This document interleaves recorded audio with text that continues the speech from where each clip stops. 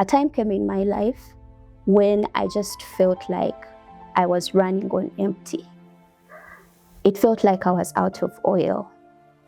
And I was so afraid that I would one time just break down because of what had been going on with me. I needed somebody to come through for me. I needed somebody to understand me. But many of them did not understand that.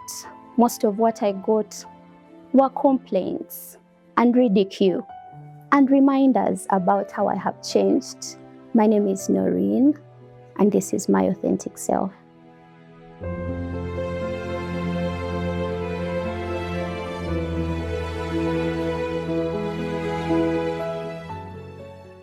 Relationships are a very significant part of human existence, whether it's relationships with your family members or your friends or your colleagues at work. No matter what kind of relationship, the quality of our relationships contributes significantly to our well-being and our general happiness. One of the most important qualities in good relationships is authenticity. Being authentic is about being yourself, being who you truly are, being free to share your emotions, your experiences, your weaknesses, your strengths, without fear of being judged. It also involves allowing other people to be who they are and allowing them to share everything about themselves without feeling like they need to wear a mask or put up an appearance around you. In the recent past, I experienced some relationship challenges, especially with some of my friends. Just to give you a bit of background about what led to that, last year was a very difficult year for me. I lost a very dear person to me who was brutally murdered. And that had a very big toll on my emotional well-being. I also had a friend that was hospitalized for a very long time, and I was supporting them through that process. I also had to support another friend whose child was going through some health challenges. And all these things had a toll on me. Mind you, I still have a full-time job, I have a family, I have church, and lots of people in my life that I relate with, that I also support. Because of all that, a time came in my life when I just felt like I was running on empty. It felt like I was out of oil. And I was so afraid that I would one time just break down because of what had been going on with me. At that point, I decided to take a break. My friends know that I'm always the one that comes to people's rescue. I'm always there to support people when they are in need, in every way that I can. But this time around, I just didn't have the strength to do that. I needed to take care of myself. So I took a break from all that. I would sometimes switch off my phone. At times I took long to respond to messages, which is not really like me. A few times when people asked me to go out, I said I didn't have the energy to. Sometimes people wanted to visit, and I told them I didn't have the energy to host. I just had to get out of the different spaces that suck the energy out of me. Because I'm an introvert, and being out there requires me to put in a lot of effort. Now, while I was taking care of my well-being, especially my mental health, some of my friends started to complain about how I'm not available anymore, how I don't care anymore, how I don't remember important details about their lives, how I don't follow up on things that they have told me about, and generally how I'm just not available for them like I used to be. I tried to explain myself to them and tell them I'm going through a difficult season of my life and I just need a break.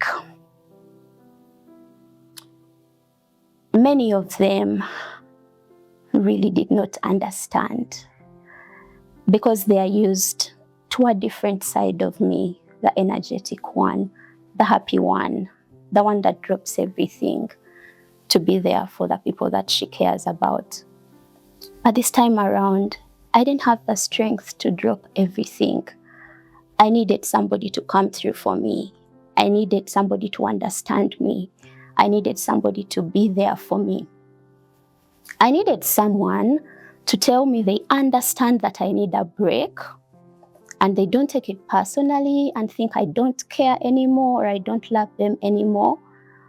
But many of them did not understand that.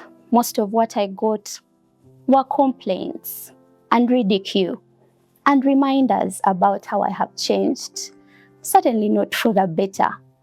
And that did not feel nice at all. So I decided that I'm not going to explain myself to anyone anymore. I will take care of me, heal me, and when I'm ready to go out there, I will get back out there. If there are people that still want me to be in their life and they are willing to take me in, well and good. And if there are people that did not want me in their life, at that point, I really was ready to let go. But there was this one friend that kept asking me, "You have been lost. I have noticed that things have changed in the way that you communicate. A lot of times when I get in touch with you, you tell me you're not feeling well. Sometimes you've told me you're still in bed and it's 3 p.m. What's really going on?" So I opened up to her and I told her I have just been going through so much. I didn't have to tell her the details of what was happening. And she told me, "I am coming to see you." A few days later, she made time and came to visit me. And she told me, "I'm just here to hear you out and to help in any way that I can." So I opened up to her and I shared what I had been dealing with and exactly how I was feeling. I also told her about how I had shared the same things that I shared with her. And some people didn't take it well, so I decided I don't want to share anymore. And she told me, "You don't have to close up. People that really love and care about you should actually be happy that you're taking care of yourself. They should be happy that you're prioritizing yourself." She made me feel safe. She told me, "You can take all the time that you need to heal." I needed to hear that because all that I had was negativity. So she told me, "Noreen, do whatever you need to do. I'm here if you need me. I am not going to pressure you. I'm not going to push you. I will check on you, but don't feel pressured to respond. If you don't feel like responding, it's very okay with me. And take all the time that you need. I'm always going to be here for you."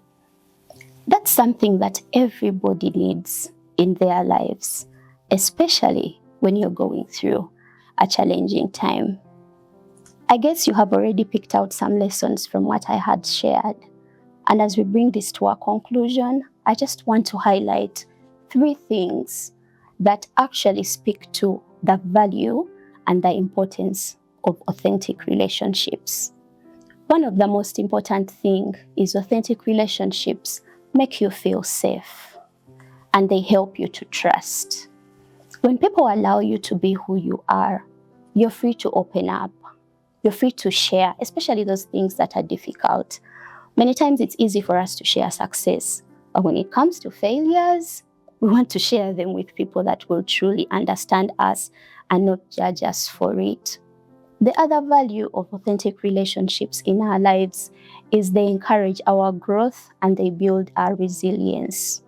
When people give you feedback that is helpful, you know what you need to work on. And if you work on those things, then you're able to become a better person. But also, when they allow you to express yourself and be who you truly are, it allows you to work through the things that you're struggling with. And sometimes they even offer help or recommend places where you can get help. And with that, it builds your resilience and you're able to deal with life's challenges much better than you would have if you're handling them on your own. The third thing that I want to point out is the fact that authentic relationships allow us the freedom to be who we truly are, and that helps to build our sense of belonging. Belonging is a very important aspect of our well-being as human beings. And many times when people don't feel safe and feel the sense of belonging with a certain group of people, they feel like they need to wear masks. They feel like they need to be somebody else. Maybe standards have been set for them that they have to meet. And so they are doing their best to meet those standards. But while they are trying very hard to do that, they are struggling because they are feeling like, if I don't meet the expectations, then I'm probably not going to belong to this group anymore. I'm going to be kicked out. So as we finalize our talk today, I just want to encourage us to build authentic relationships for ourselves. To begin with, be the one that creates a safe space for another person, for them to be authentic. At times, you might start by opening up about what's happening to you, because when we open up, it becomes contagious. It kind of gives the other person permission to also open up without you necessarily telling them that they need to open up. It also encourages those people to allow other people to be authentic. Because I received that safe space and acceptance with this friend of mine, it allowed me to know how important these kinds of spaces are. And I started to treat other people differently and give them the opportunity to be themselves. Sometimes we are too quick to judge. We think we know it all. We think we understand it all. And we never really want to give the other people the opportunity to express themselves. But when we do that, we just cause people to hide who they truly are, and that impacts on their well-being. So today, I want to encourage us to continue creating authentic spaces for other people and for ourselves. If you have found this helpful, please feel free to share it with anybody in your life that you think needs it. Thank you so much for spending this part of your day with me. My name is Noreen, and this is My Authentic Self.